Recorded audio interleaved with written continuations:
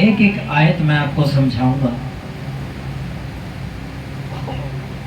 लूका 19:1 से लेकर 10 आयत तक। प्रभु यीशु मसीह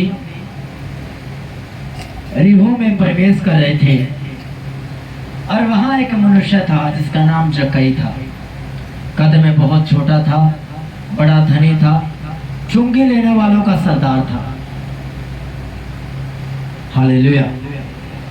बाइबल कहती है उसके कानों तक प्रभु यीशु मसीह का प्रचार पहुंचा, यीशु मसीह के द्वारा किए गए काम पहुंचे, चमत्कार पहुंचे, उसके नाम की चर्चा उसके कानों तक पहुंची। और बाइबल कहती है कि उसके मन में उत्साह बढ़ा कि यह कौन मनुष्य है जिसके नाम की चर्चा चारों दिशाओं में फैली पड़ी है, ये जिसने बड़े बड़े चमत्कार किए हैं, मैं भी उसको देखना चाहता हूं कि वह कौन सा है। बाइबल कहती है उसके मन में उत्साह बढ़ा और वह यीशु को देखने के लिए चल पड़ा। पहला स्टेप, पहला कदम, परमेश्वर को देखने की चाहत रखना। हालेलुया। उसने अपना पहला कदम बढ़ाया, परमेश्वर को देखने की चाहत रखी, परमेश्वर की धार्मिकता की चाहत रखी। हालेलुया। वह यीशु को देखना चाहता था कि वह कौन सा है, परंतु भीड़ के कारण देख ना सकता था क्योंकि वह नाटा था। उस देखने की चाहत के दौरान बहुत सारी बातें उसके बीच में रुकावट थी क्योंकि वह नाटा था, बोना था, 4-4.25 फुट का था वो, और यीशु को देख नहीं पा रहा था वो भीड़ के कारण, क्योंकि मोस्टली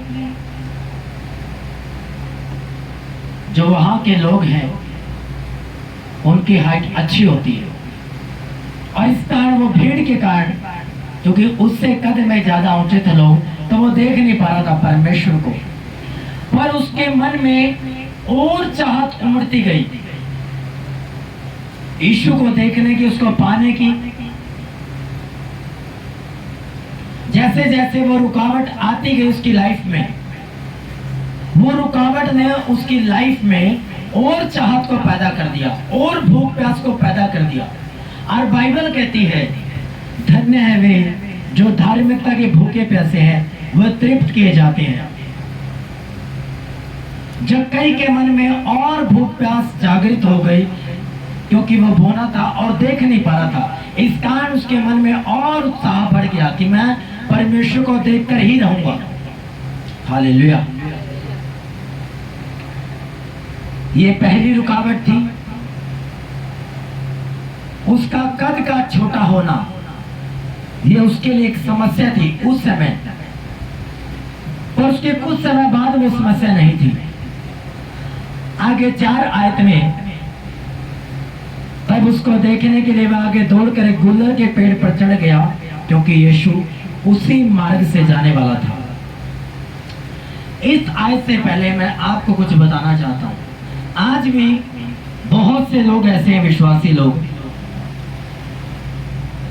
जब वो परमेश्वर का सुसमाचार सुनाने जाते हैं तो उनके बीच में क्या रुकावट आ जाती है कि मैं तो लंगड़ा हूं जी, मैं प्रचार करूंगा तो लोग मुझे क्या बोलेंगे कि भाई पहले तो अपना तो ठीक कर ले, पहले तो अपने शरीर को तो चंगा कर ले, तब तो प्रचार करना परमेश्वर का। ये एक रुकावट है विश्वासियों की लाइफ में। अगर किसी को कम दिखता है तो ये सोचेगा परमेश्वर ने मुझे तो चंगा नहीं किया, मैं दूसरों को क्या प्रचार करूंगा। अगर मैं चला भी गया किसी भीड़ में, मुझे दिखेगा नहीं सही तरीके से, मैं क्या प्रचार करूंगा। हो सकता है लोग शायद इधर खड़े हो, मेरा मुंह इधर हो। हालेलुया। जक्कई के लाइफ में भी एक छोटी प्रॉब्लम थी, और ये इसको स्वीट सी प्रॉब्लम बोल देते हैं। ये कोई बड़ी समस्या नहीं थी, उसका नाटा होना, उसका बोनापन होना उसकी लाइफ में। हालेलुया। मैं तो बोलने में अच्छा नहीं हूं जी, इसलिए मैं प्रचार नहीं कर सकता।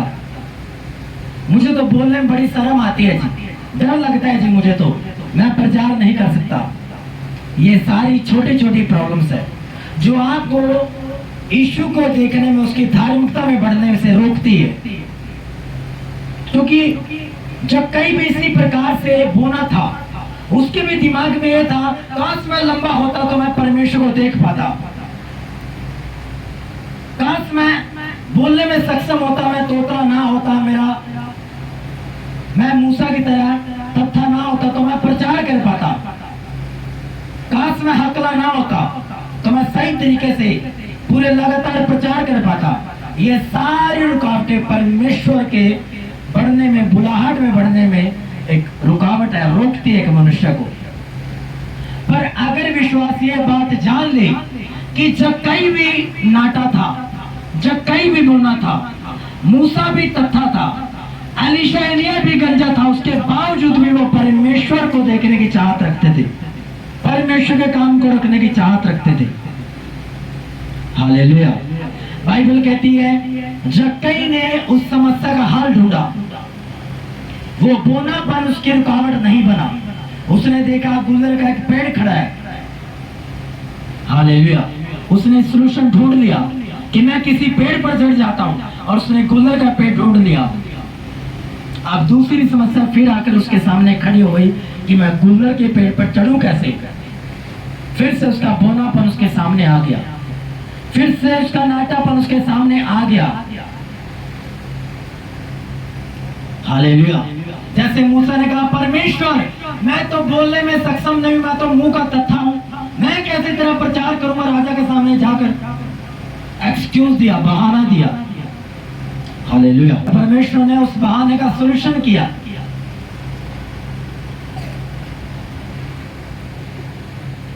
सोच कर देखो, जक्कई इतना सा कद का और गुल्लर का पेड़ उसके सामने खड़ा है। आज तो एक अच्छी हाइट का हट्टा कट्टा बंदा पेड़ पर चढ़ नहीं पाता, बहुत सारे लोग हैं, और वो नाटा बोना सा एक व्यक्ति परमेश्वर को देखने के लिए गुलर के पेड़ पर चढ़ गया। अब सोचकर देखो उसने कैसे कैसे उपाय किए होंगे गुलर के पेड़ पर चढ़ने के लिए। हो सकता है वहां पर सीढ़ी ना हो, लकड़ी की, हो सकता है किसी को बोला हो पर कि भाई तू मुझे थोड़ा सपोर्ट कर दे, मैं तेरे कंधे पर पांव रखे, तेरे हाथों के ऊपर पांव रखे गुलर के पेड़ पर चढ़ जाऊं, मैं भी देखना चाहता हूं प्रभु को। हो सकता है उसने किसी से मदद मांगी हो, किसी से हेल्प ली हो, उसने शर्म नहीं की कि मैं अगर इस व्यक्ति से हेल्प मांगने जाऊंगा कि मैं बोना हूं, मैं चढ़ नहीं पा रहा हूं गुलर के पेड़ पर, मेरी मदद करे, और आगे से वो हंसी लगा ले। ऐसे विश्वासी हैं आज भी, बोलेंगे अगर मैं इससे मदद मांगूंगा कि मुझे बाइबल में बताया ये वचन कहाँ लिखा हो, कि मुझे दिखने में थोड़ा कमजोर है मेरी आंखें, तो ये हंसी लगा देगा कि तो यीशु को मानता है, तेरी आंखें तो अभी चंगी तक नहीं हुई और तू दूसरों को प्रचार कर रहा है, तू दूसरों को दृष्टि देने का प्रचार कर रहा है कि परमेश्वर तो आंखों को चंगा करने वाला परमेश्वर है। पर जक्कई ने इस मामले में शर्म नहीं की, और विश्वासी को भी नहीं करनी चाहिए। अगर इस प्रकार का विश्वासी को, जक्कई ने मदद ली होगी किसी व्यक्ति से और उसने हिम्मत जुटाई, हौसला जुटाया और गुलर के पेड़ पर चढ़ गया। यह दूसरा स्टेप था उसका, गुलर के पेड़ पर चढ़ना। पहला परमेश्वर को देखने की चाहत रखना, दूसरा कदम गुलर के पेड़ पर चढ़ जाना, यह दूसरा कदम था। Hallelujah, hallelujah. और वो परमेश्वर की तरफ अपने छोटे छोटे पांव को, अपने छोटे छोटे कदमों को बढ़ाता गया। और अब आगे होता क्या है,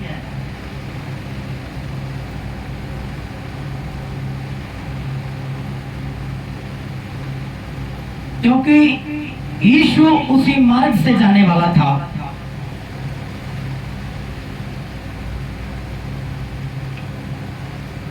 तीसरी बात, जक्कई को इस बात का मालूम था कि यीशु इस पेड़ के नीचे से गुजरेंगे, इस मार्ग से। वो चालाक था, बुद्धिमान था, जैसे परमेश्वर ने कहा कि सांपों की तरह शत्रु बनो और बुराई करने में भोले बनो, कबूतर के समान। तो वो चतुर था, वो बुद्धिमान था। उसने देखा कि यीशु इसी मार्ग से और पेड़ के नीचे से गुजरेंगे और उसी पेड़ का उसने चुनाव किया।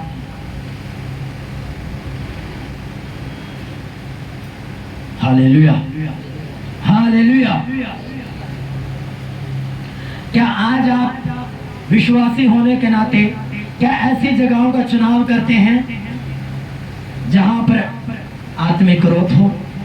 क्या आप उन मार्गों को कैंसिल करते हो जिन मार्गों में परमेश्वर की हाजिरी नहीं है? क्या आप उन मार्गों का चुनाव करते हैं जहां पर परमेश्वर की हाजिरी है? क्या आप उन संगतियों को अटेंड करते हो? क्या अपने परिवार में संगतियां लगवाते हैं जहां पर परमेश्वर ने आना है, जहां पर परमेश्वर का वास है? हालेलुया। जक्कई की तरह कदम उठाना सीखे कि उस मार्ग का चुनाव करें जहां से यीशु ने गुजरना है। हालेलुया।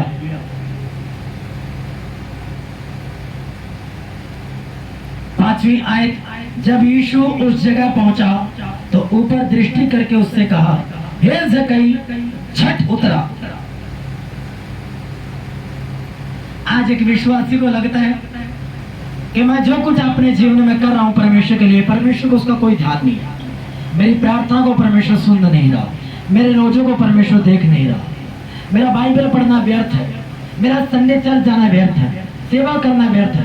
परमेश्वर कोई मेरे ऊपर ध्यान नहीं है, मैं किन दुखों से गुजर रहा हूँ, मैं किन मुसीबतों से गुजर रहा हूँ। परमेश्वर कोई ध्यान नहीं है, मैं किन पीड़ाओं से गुजर रहा हूँ, मैं अकेला हो चुका हूँ, परमेश्वर कोई ध्यान नहीं है।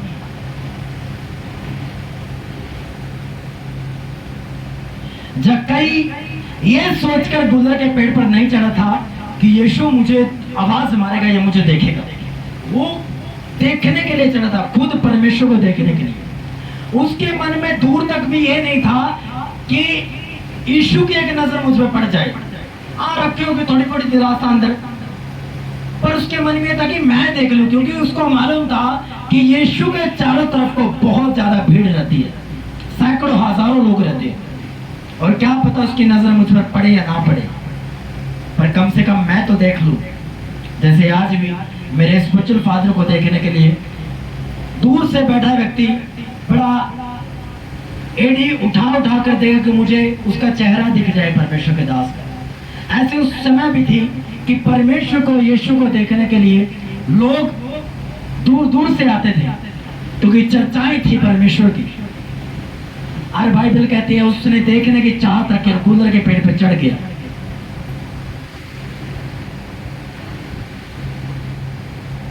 Hallelujah, hallelujah.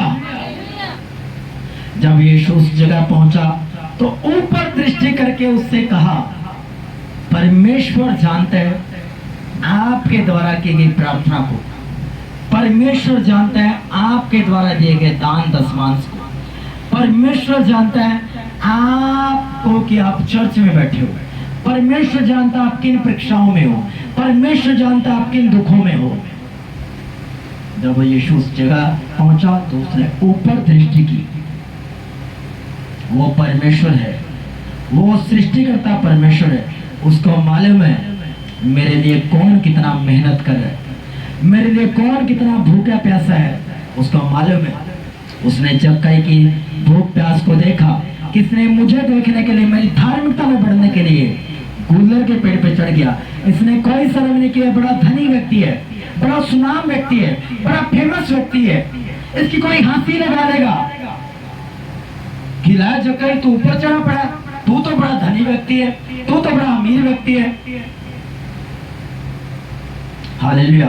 उसने किसी भी बात की शर्मिंदगी नहीं हुई, और वो ना होने के बावजूद, धनी होने के बावजूद, बड़ा फेमस होने के बावजूद यीशु को देखने के गुलर के पेड़ पे चढ़ गया। अपनी सारी शर्म को उसने साइड में रख दिया। हालेलुया। ये लोग कह सकते हैं तो बड़ा धनी व्यक्ति है, तू गुलर के पेड़ पर चढ़ा कि मान लो कोई क्रूसेड हुआ पड़ा और बैठने की जगह ना हुई, और एक अमीर व्यक्ति, इस शहर का फेमस व्यक्ति, और दीवार पे चढ़ जाए, कितनी अचंभे की बात होगी लोगों के लिए। वो ऐसा ही व्यक्ति था। हालेलुया। और यीशु ने कहा उससे, ऊपर दृष्टि करके उससे कहा, दृष्टि करके, एक बात याद रखना, जब आप मुसीबतों में होंगे, प्रॉब्लम्स में होंगे, उसके बावजूद भी आप यीशु का पल्ला नहीं छोड़ोगे, उसकी धार्मिकता का पल्ला नहीं छोड़ोगे, तो उसकी दृष्टि आप पर लगी रहेगी और वो आप पर दृष्टि लगाएगा और क्या बोलेगा आपको, हे जक्कई छठ उतरा। वो आप पर नजर भी रखेगा, आपका नाम भी लेगा और आपको अपने पास भी बुलाएगा। ये उसकी खासियत है। हालेलुया। उसने कहा, हे जक्कई छठ उतरा। कभी नहीं सोचा होगा जक्कई ने कि यीशु मुझे मेरा नाम लेकर पुकारेगा। और पुराना नियम का एक वचन कहता है, मैंने तुझे नाम लेकर बुलाया है। यीशु जब भी आपको बुलाता है, अपने में बुलाया, आज हम मसीह में, तो आपको आपके नाम से बुलाया। यीशु को आपका नाम मालूम है, आपके बच्चों का नाम मालूम है, आपके हस्बैंड का नाम मालूम है, आपके आने जाती रिश्तेदारों का नाम भी उसको मालूम है कि जब आप उनके लिए प्रार्थना करते हैं तो आपकी प्रार्थना के द्वारा वो बच जाते हैं। हालेलुया। और विश्वासी बोलते हैं, परमेश्वर मेरी तरफ नजर ही नहीं कर रहा, परमेश्वर को कोई ध्यान नहीं है मेरा, मैं किन दुखों में पास्टर, परमेश्वर का कोई ध्यान नहीं है, परमेश्वर नहीं जानता मेरे दुखों को, मेरे दर्दों को, मैं अकेला जूझ रहा हूं, दुखों से लड़ रहा हूं अकेला। पर परमेश्वर ने दृष्टि की और कहा, जक्कई छठ उतरा, क्योंकि आज मुझे तेरे घर में रहना अवश्य है। हालेलुया। जक्कई की खुशी का कोई ठिकाना नहीं रहा होगा। एक से एक गिफ्ट परमेश्वर उसको दे रहा है। पहले कहा जक्कई, नाम लिया, फिर कहा छठ, नीचे आ जा। तीसरी बात, आज मैं तेरे घर में जाऊंगा, तेरे साथ रहूंगा। कितनी मन को भाने वाली बात है, कितनी शांति से भरी हुई बात है कि आज मुझे तेरे घर में जाना अवश्य है। क्यों परमेश्वर ने इस बात को जक्कई को कहा कि आज मैं तेरे घर में जाऊंगा? ऐसा क्या जक्कई ने काम कर दिया कि यीशु को उसके घर में जाना पड़ा? जक्कई ने परमेश्वर को देखने के लिए निर्णय लिया।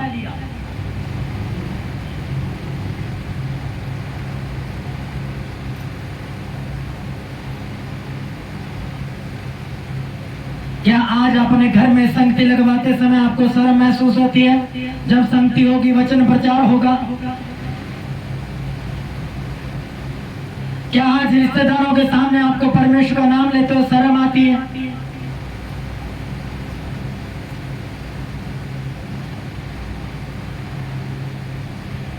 क्या दूसरों के सामने यीशु का प्रचार करते हुए आपको शर्मिंदगी महसूस होती है? इन सभी चीजों की चिंताएं जक्कई को नहीं थी और एक विश्वासी को भी नहीं होनी चाहिए।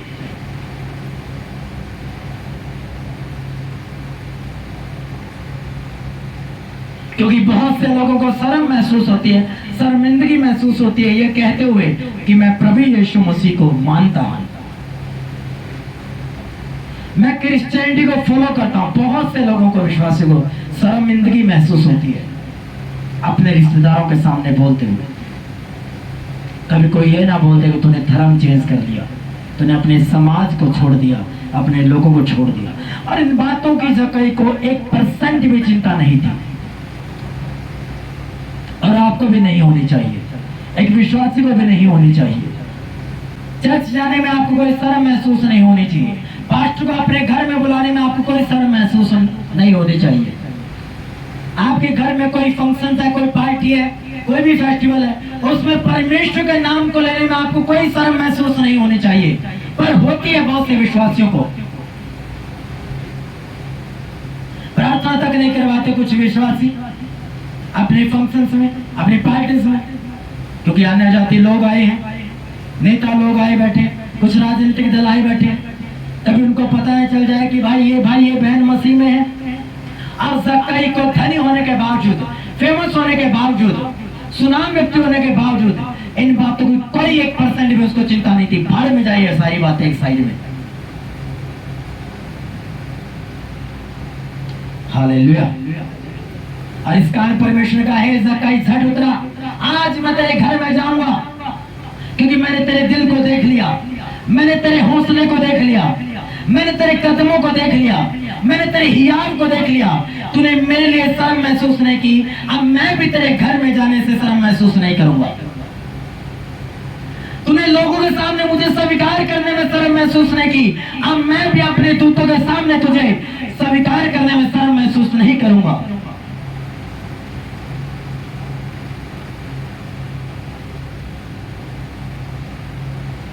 तू एक सुनाम व्यक्ति होने के बावजूद, एक फेमस व्यक्ति होने के बावजूद तूने 1% भी शर्म महसूस नहीं की। गुलर के पेड़ पे चढ़ते हुए अब मैं भी तेरे घर में जाऊंगा।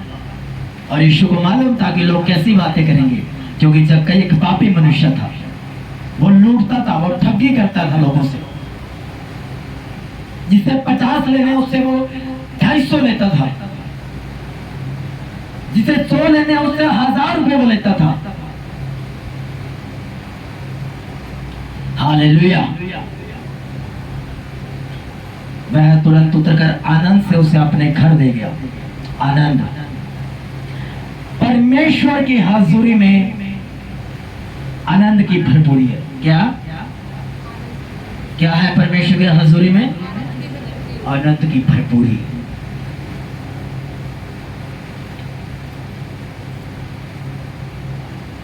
और वह तुरंत आनंद से उसे अपने घर ले गया। यह देखकर सब लोग कुड़कुड़ाकर कहने लगे, वह तो एक पापी मनुष्य के यहाँ जा उतरा है। लोग बातें बनाना स्टार्ट हो गए, अरे यीशु तो पापी के घर चला गया। ये कैसा परमेश्वर है, ये कैसा पास्टर है जो पापियों के बीच में बैठा है, जो नशेड़ियों के बीच में बैठा है। ये तो पापी है सिरे की, ये तो व्यभिचार में है औरत, ये तो वैश्य है। ये पास्टर कहां प्रचार करने पहुंच गया? आज भी बहुत से लोगों की धारणाएं हैं, ओ पास्टर जी वो तो वैश्य औरत है, वो तो गंदे कामों में, कहां आप उसके पास जाओगे प्रचार करने? कौन जाएगा? कोई पर्चा पुर्चा पहुंच जाएगा उसके पास। हालेलुया। अरे वो तो सिरे का नशेड़ी व्यक्ति है पास्टर जी, वो तो बड़ा बदनाम है, कहां आप उसके पास जाओगे प्रचार करने? उस समय में भी ऐसे लोग थे जो बोल रहे थे, अरे ये परमेश्वर है जिसको ये नहीं मालूम ये पापी मनुष्य है, और उसके घर गया परमेश्वर। धर्मी लोगों घर छोड़ दिए, पापी घर चला गया परमेश्वर। अरे ये तो गली का सबसे बदनाम व्यक्ति है, पास्टर इसके घर चला गया। लगता है पास्टर कोई 2 नंबर का काम करता होगा, या पास्टर का इसके साथ कोई 2 नंबर का काम होगा, तब इसके घर चला गया। क्योंकि बहुत से लोगों के ऐसे आज भी वर्तमान समय में ऐसी धारणाएं लेकर बैठे हैं, सदूकी फरीसियों की तरह कमियां निकालने में जुटे हुए हैं परमेश्वर के दासों की।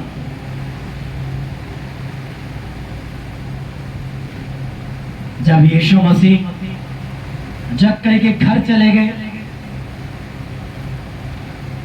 और फिर जक्कई ने क्या कहा? जक्कई ने एक और कदम उठाया, सबसे बड़ा कदम।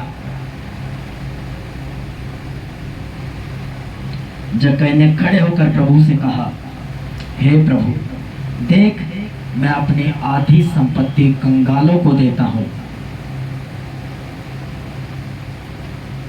पहला इन्वर्टेड कोमा बीच में उसने कहा, देख मैं अपनी आधी संपत्ति कंगालों को देता हूं। और उस समय का वो सबसे अमीर व्यक्ति था, अमीरों में से एक अमीर।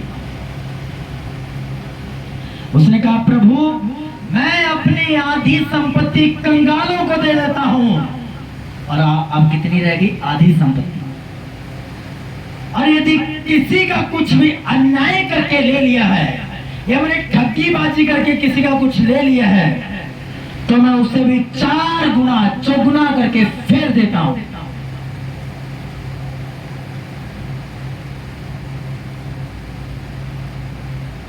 उसने बाट नहीं देखी कि परमेश्वर बोलेगा मेरे बेटे तूने पाप किया है, इस पाप का पश्चाताप कर ले, या तूने किसी की चोरी की है उसको वापस कर दे। उसने वेट नहीं की परमेश्वर के प्रचार की या परमेश्वर के बोलने की। उसने खड़े होकर प्रभु से कहा, प्रभु मैं अपनी आधी संपत्ति कंगालों को देता हूं, और अगर किसी का मैंने ठगीबाजी करके कुछ ले लिया है, अन्याय करके कुछ ले लिया है, तो मैं उसका 4 गुना फेर दूंगा। हालेलुया, हालेलुया, ऊंची आवाज में बोलो हालेलुया। तब यीशु ने उससे कहा, ये बात सुनकर प्रभु यीशु मसीह काफी हैरान थे, आश्चर्यचकित थे।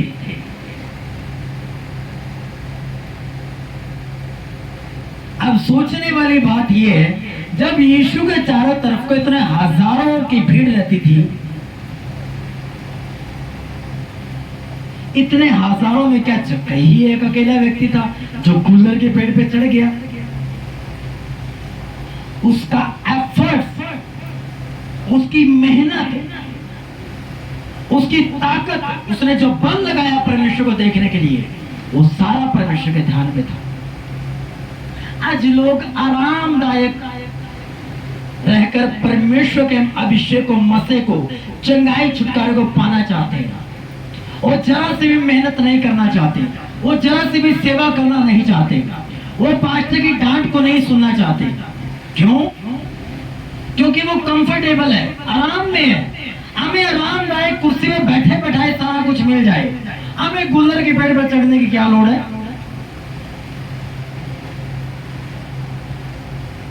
पास्टर ही मेरे पास आ जाए और मुझ पर प्रार्थना कर दे, मैं ना खड़े होकर पास्टर के पास जाऊं।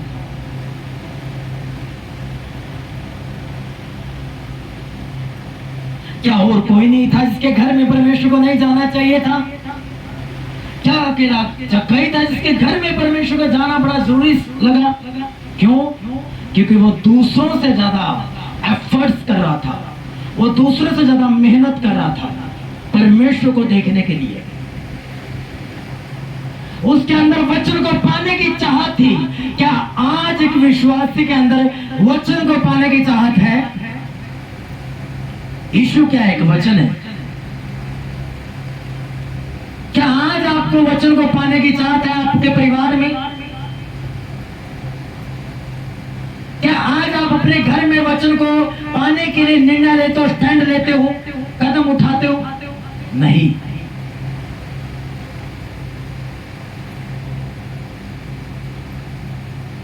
आपके घर में कोई भी रिलेटिव आकर दारू पीकर, बीड़ी सिगरेट पीकर चला जाता है और आप उसको जरा से भी कुछ नहीं बोल पाते, पता नहीं क्यों? आपको ही पता होगा किस दबाव में हो आप।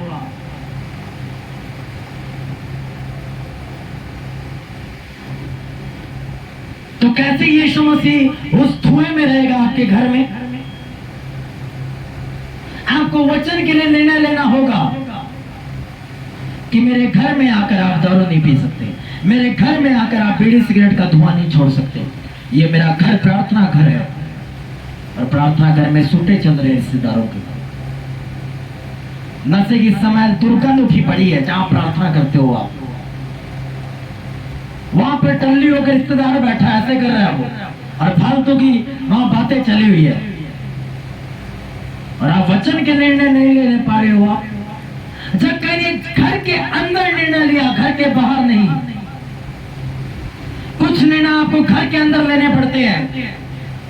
उसने घर में खड़े होकर कहा, प्रभु मैं अपनी आधी संपत्ति कंगालों को दे देता हूं, अगर किसी का कुछ अन्याय किया तो उसको चुगना फेर देता हूं। आप भी बोल सकते हैं, प्रभु आज से मेरे घर में कोई नशा करके नहीं आएगा, आज से मेरे घर में कोई रिश्तेदार बीड़ी तक नहीं पिएगा, तंबाकू तक नहीं लगाएगा। मैं आज ये डिसीजन लेता हूं, चाहे मेरे घर का कोई जन क्यों ना हो। Hallelujah, hallelujah. आपको निर्णय लेना पड़ेगा परमेश्वर के लिए, आपको डिसीजन लेना पड़ेगा, आपको खड़े होना पड़ेगा परमेश्वर के लिए। और फिर परमेश्वर क्या कहता है, सुनो। तब यीशु ने उससे कहा, आज इस घर में उद्धार आया है। क्या आया आज इस घर में? बोलो ऊंची आवाज में, क्या है इस घर में? सुना नहीं, मुझे सुनाई नहीं दिया। क्या है इस घर में? इधर से आवाज नहीं आई मुझे। क्या है इस घर में? क्या है? जब कह के ऊंची आवाज में बोलो, क्या है? उद्धार है। कैसे आ गया उद्धार? यीशु मसीह खुद डायरेक्ट अपने मुंह से बोल रहे हैं, आज इस घर में उद्धार है। पहले उद्धार नहीं था। यहूदी होने के बावजूद, परमेश्वर में होने के बावजूद उसके घर में उद्धार नहीं था।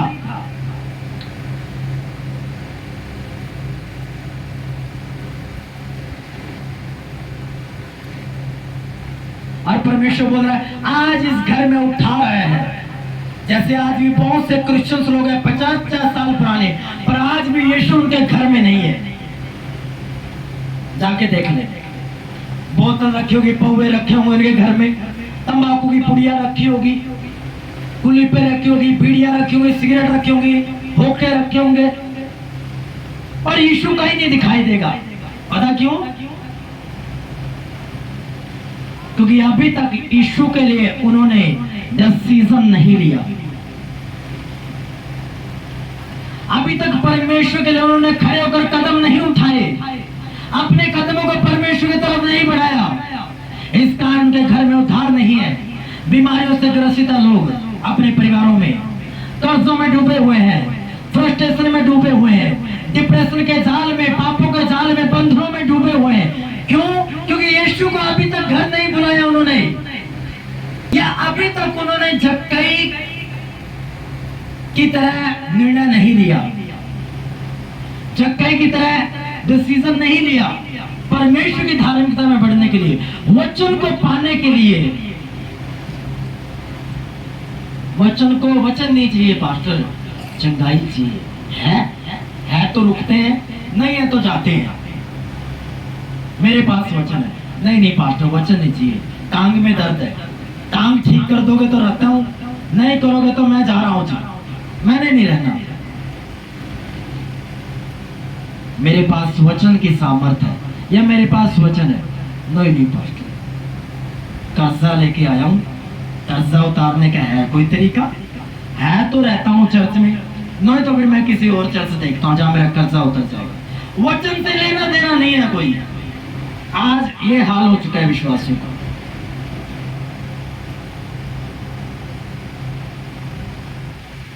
वचन में डांट शामिल है, चाहिए? नहीं पास्टर ये नहीं चाहिए, मुझे बुरा लग जाएगा, गुस्सा आ जाएगा, मुझे नाराज हो जाऊंगा मैं आपसे, मैं नहीं रहूंगा आपकी चर्च में। तो किसी खाने वालों की डांट क्या है? उत्तम मार्ग है, वो नहीं चाहिए, क्योंकि वो वचन की बात है। वचन नहीं चाहिए। किसी को वचन की पाने की भूख प्यास ही नहीं रही है आज के समय में।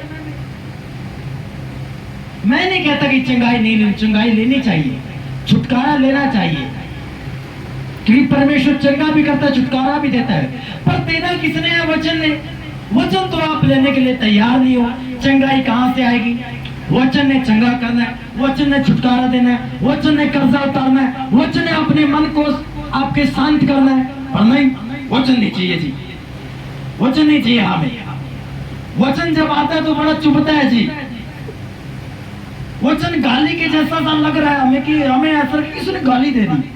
ये मूर्ख विश्वासियों की बातें हैं।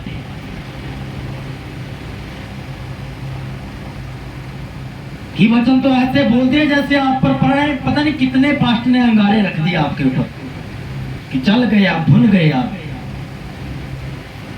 जब कहीं ने वचन को पाने की धार्मिकता दिखाई, भूख प्यास दिखाई, मैं नहीं कह रहा हूं, ये लूका 19 अध्याय कह रहे हैं।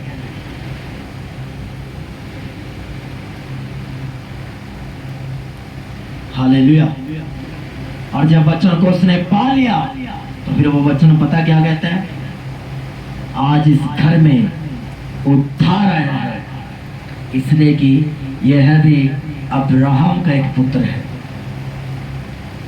अगर आप ये अब्राहम के पुत्र बनना चाहते हो सही तरीके से, आप एक अच्छे विश्वासी बनना चाहते हो सही तरीके से, तो आपको जक्कई की तरह निर्णय लेने पड़ेंगे।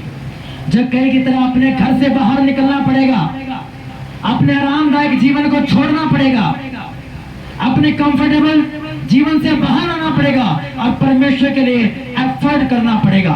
लड़ना पड़ेगा परमेश्वर के लिए। कई बार कई परिस्थितियों में आपको लड़ना पड़ेगा, रिश्तेदारों को नाराज करना पड़ेगा। रिश्तेदार बोलेंगे ला तुम अच्छे मसीह में आए, हमारी बीड़ी भी पीना बंद करोगे आप? बाहर जाके पियो जी, यहाँ नहीं पी सकते क्योंकि ये मेरा घर प्रार्थना घर है। हमने सबको बोल रखा है, आपको तो मुझे पता नहीं, हमने अपने रिश्तेदारों को सबको बोल रखा है हमारे घर में कोई बैठ के सिगरेट दारू बीड़ी नहीं पी सकता। कोई अगर आ गया अनजाने में जिसको पता नहीं, उसको समझा देते हैं आप प्यार से कि अगली बार जब आओगे तो सोफी आना, पीकर आओगे तो रास्ता बाहर का दिखाएंगे। हालेलुया। जिस दिन आपने वचन पर खड़े होने का निर्णय ले लिया, वचन को पाने का निर्णय ले लिया, वचन के लिए चलन रखने का निर्णय ले लिया, उस दिन आपके घर में उद्धार आ जाएगा। जक्कई के घर में उद्धार कब आया? बहुत सारे निर्णय उसने लिए। अपनी शर्मिंदगी जो बोनापन था साइड में रख दिया, भाड़ में जाए। बोना हो तो क्या हुआ? देखूंगा परमेश्वर को। काना हो तो क्या हुआ? पढ़ूंगा बाइबल को। नजर कमजोर तो क्या हुआ? चश्मे लगवा कर पढ़ूंगा बाइबल को। लंगड़ा हो तो क्या हुआ? चर्च में जाऊंगा। गूंगा हुआ क्या हुआ? साइन लैंग्वेज की स्टडी करूंगा, पर फिर भी परमेश्वर को पाने की चाहत नहीं छोड़ूंगा। हालेलुया।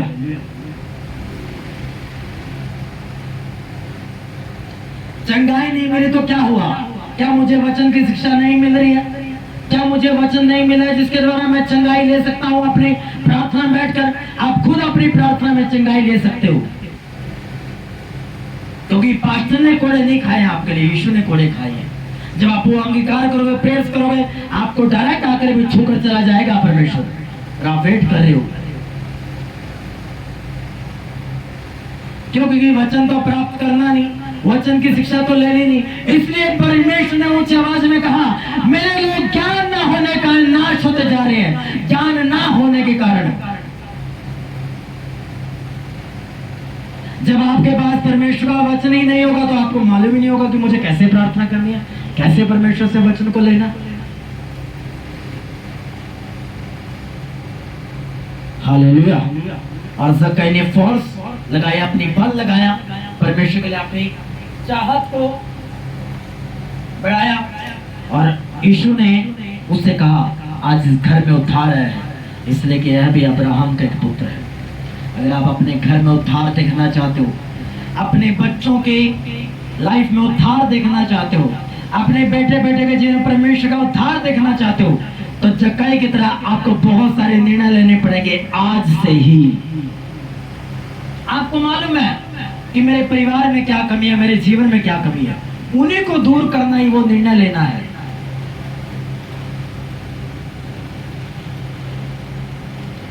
Hallelujah, hallelujah. तब परमेश्वर आपको बोलेगा एक दिन प्रार्थना में, मेरी बेटी आज मैंने तुझे उद्धार दे दिया, ग्रहण कर। आज मैंने तेरे बेटे बेटे की चंगाई तुझे दे दी है, ग्रहण कर। आज मैंने तेरे कर्ज का छुटकारा तुझे दे दिया, ग्रहण कर। आज मैंने तुझे बेबी ब्लेसिंग दे दिया, ग्रहण कर। ये सब उद्धार में आती है। उद्धार, आपके मानसिक उद्धार, शारीरिक उद्धार, आत्मा का उद्धार, आपके आर्थिक चीजों का उद्धार, आपके मन का उद्धार। अगर आपको उद्धार चाहिए तो जक्कई की तरह बनना पड़ेगा आपको। कोई शर्म नहीं रखनी, कोई लज्जा नहीं रखनी, किसी भी बात की परवाह नहीं करनी। जो परमेश्वर को पाने में रुकावट हो, उसको लात मारकर साइड कर दो उस बात को, उस रुकावट को, क्योंकि वो आपको परमेश्वर के नजदीक जाने से रोक रही है।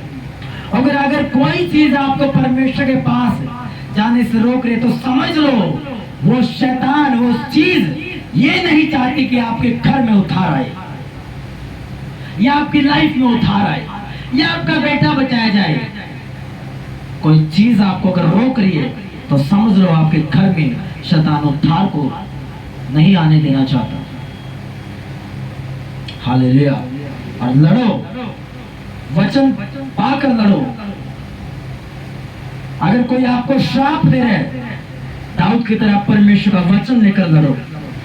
परमेश्वर का वचन से अटैक करो शैतान के ऊपर, उन रुकावटों को खत्म करो। और गोलियत को मार गिराओ और अपने उद्धार को ले लो। आमीन, हालेलुया। इसलिए मेरा विश्वास है आज का वचन बहुत अंदर तक आपके दिल तक उतर गया होगा, मैं विश्वास करता हूं। हालेलुया। इसको घर जाकर पढ़ना, प्रार्थना करना, मनन करना, इसको बार बार परमेश्वर से बोलना, परमेश्वर आज मैंने बहुत सी बातें सीखी, मेरी कमियों को मुझ पर जाहिर कर, मैं जक्कई की तरह बनना चाहता हूं, अपने मन परिवर्तित करना चाहता हूं सही तरीके से, मेरी अगुवाई कर। हाथों को उठाए।